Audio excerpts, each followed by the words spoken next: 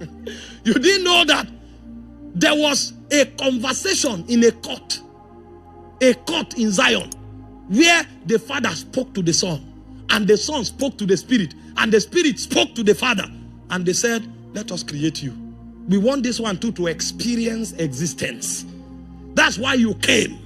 You came because of the love and the benevolence of God. You didn't come because you argued with God. You didn't come because you insisted that you must come. Because if you didn't come, you wouldn't even have known. But He chose to give you the experience of existence because of His love. And when you came into the world, you learned so many sweet things. And you went on your own and forgot Him. The Bible says we all, like sheep, have gone astray. Every one of us choose the way of sin and iniquity because we came into the world and we became smart and creative. We came into the world and we became very intelligent, and so many things began to move us, and we did what we did, and we went the way of rebellion. God had the right to kill humanity, but even at that, He didn't. He went back to the court again. That place He was, when He said, let us make man, He went back there and said, the human race have abandoned us. What do? We can kill them and start another creation. But His love said no. Meanwhile, there are 4 things that define the justice of God. The first thing that defines the justice of God is the wrath of God. The wrath of God insists that every iniquity must be punished, and the punishment for iniquity is death. The second thing that defines the justice of God is the love of God. And why the wrath of God say you must die, the love of God say you must not die. And if you don't die, God will deny Himself, because He would have become unjust, and it's impossible for God to be unjust.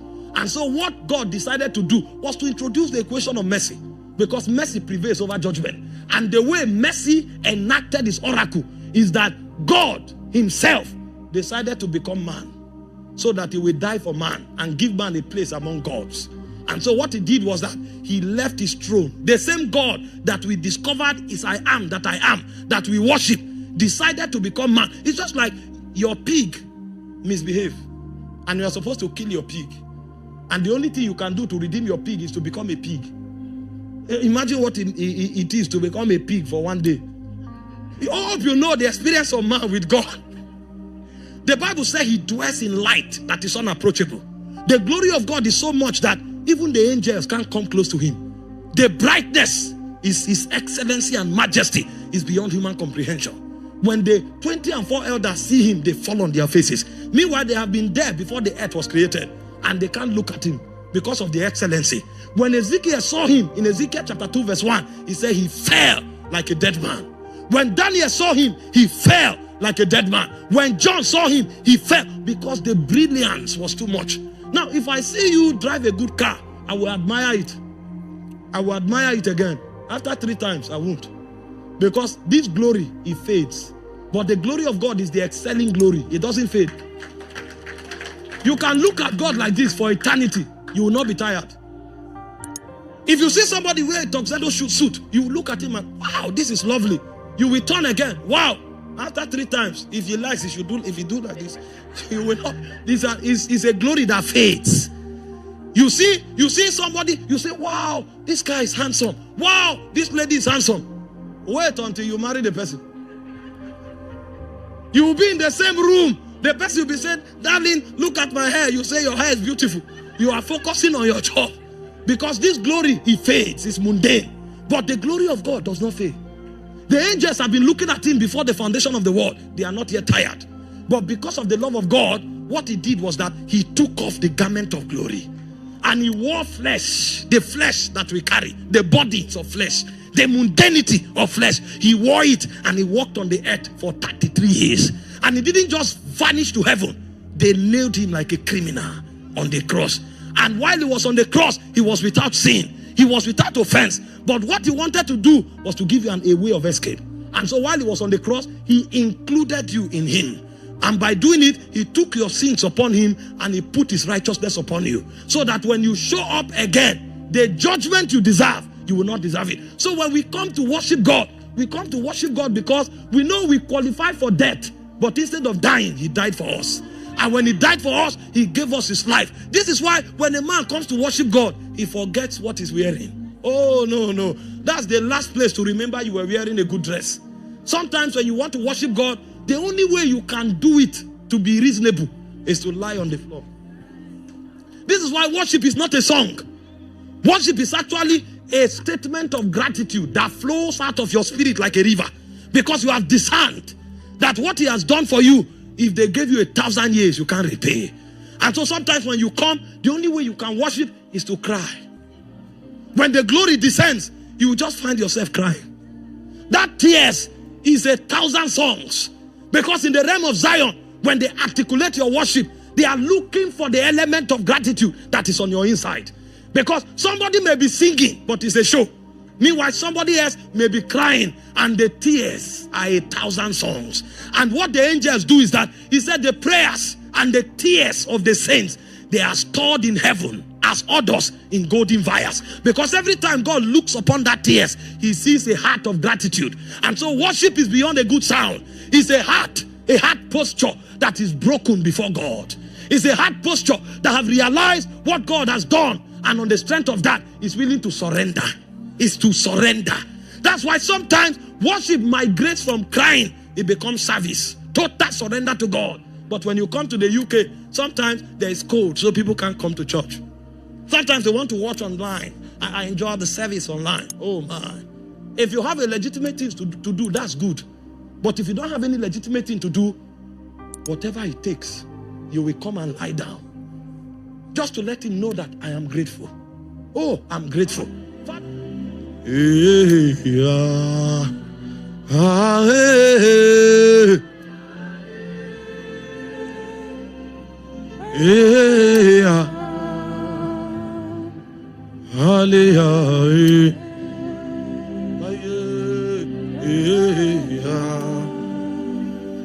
Sometimes, oh my God. A man can come before God, and sometimes he doesn't even know what to say. And so he's quiet. That silence in the spirit is louder than a trumpet. Because when God checks him, he knows that he's overwhelmed with gratitude. What will he say? And so his silence in the courts of heaven is an alarm of thanksgiving. This is why you have to be discerning to be able to walk with this spirit. Oh, he's a wise God. He's a wise God. He's checking your heart every day to find out how grateful you are. And when you show your gratitude in the spirit, it becomes worship. There are times when you show up and you are overwhelmed. All you can do is to remove your shoe and start dancing. Somebody will look at you and say, oh, coordinate yourself. Come on. Coordinate. When David was dancing, Micah, the daughter of Saul, looked at him and said, don't you know you are a king? David looked at him. I'm a king among men, not among spirits. Among spirits, I'm a servant. He said, your father Saul did not make me king. David danced until his apron fell off. He didn't notice. Because what he was doing that time was not a show, it was worship. That's why sometimes you dance until you forget the lyrics. Sometimes you dance until you go out of tune. The reason is because you have moved from the tune of the keyboardist. You have entered the tune of Zion.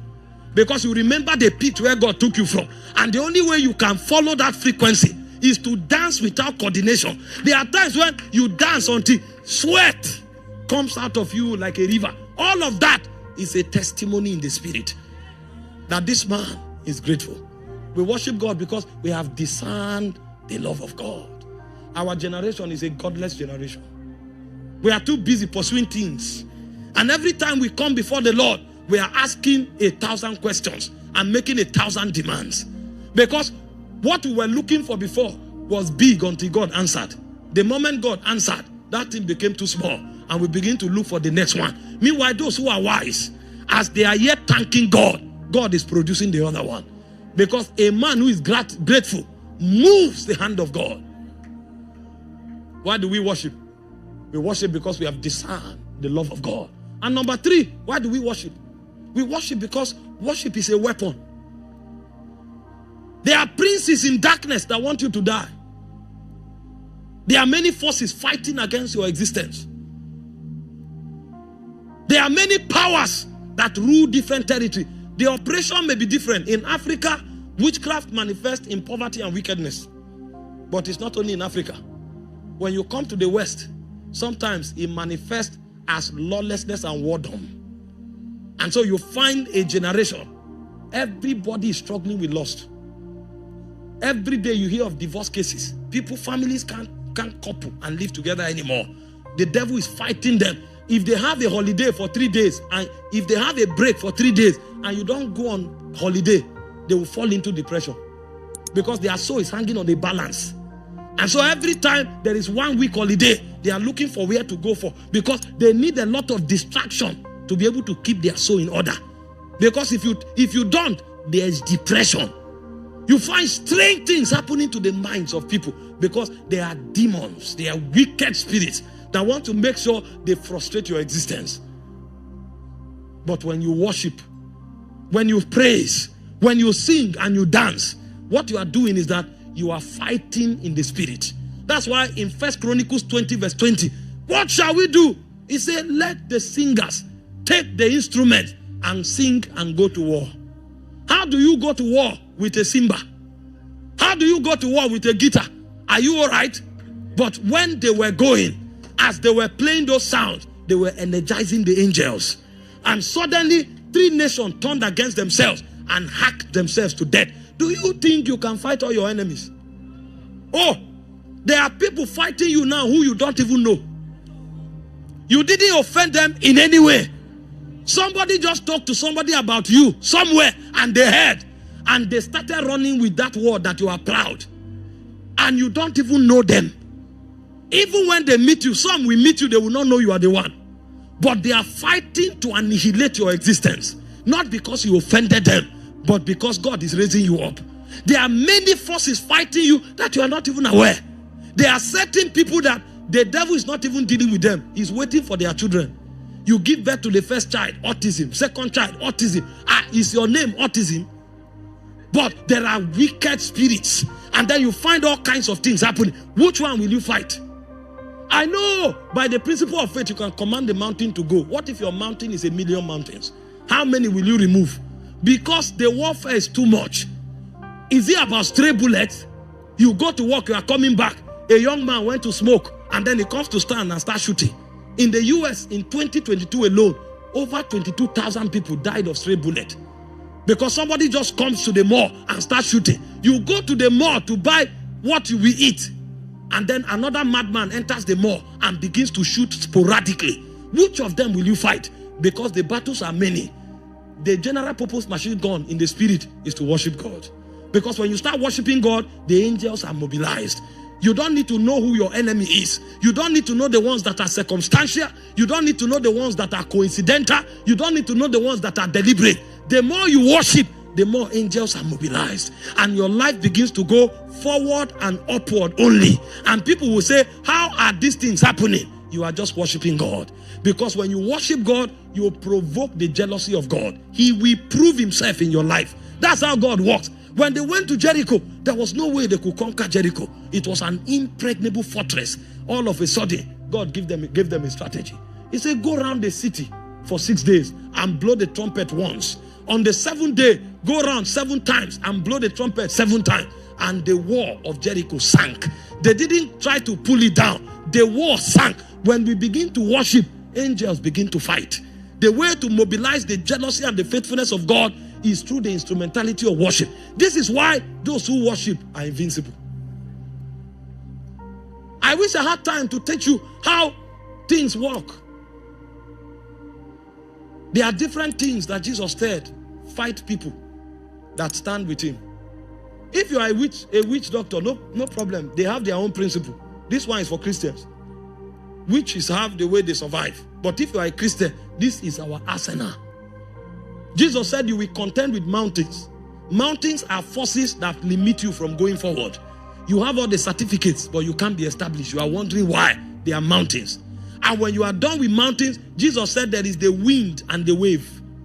The wind and the wave will allow you to make progress. But after 30 years of succeeding, it will now come to check your foundation. Because the wind and the wave will not stop you from progressing. It will uproot you after you have progressed.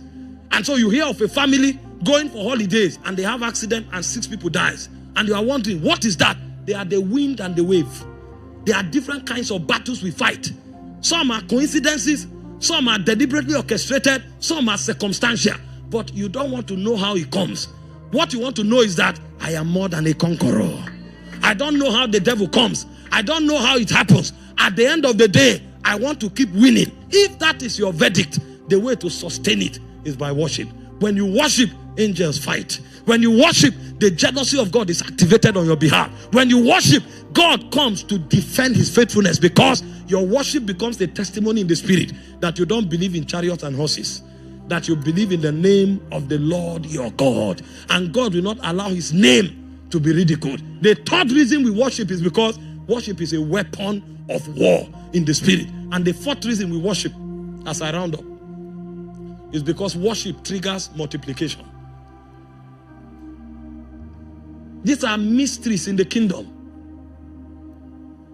Worship triggers multiplication. It's not everybody prospering that is working so hard. Hard work is important because it's a character of your soul. But success is beyond hard work. After hard work, you have smart work. After smart work, you have favored work.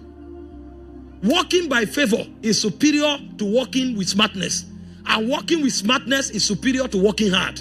Many people are only working hard. And that's why they work hard until at the end of the day, their lives become so tight. Somebody worked after 3 years. He was working. He just collapsed. When they checked him, there was nothing wrong with him. The muscles were tired. He had overworked the muscle. He was working 2 shifts, 6 hours. 6 hours. So in a day, 12 hours non-stop. And here, it's not like Africa where you can be in the office and then you put earpiece, you are hearing music. Here, if they say walk, you will walk indeed. you will walk.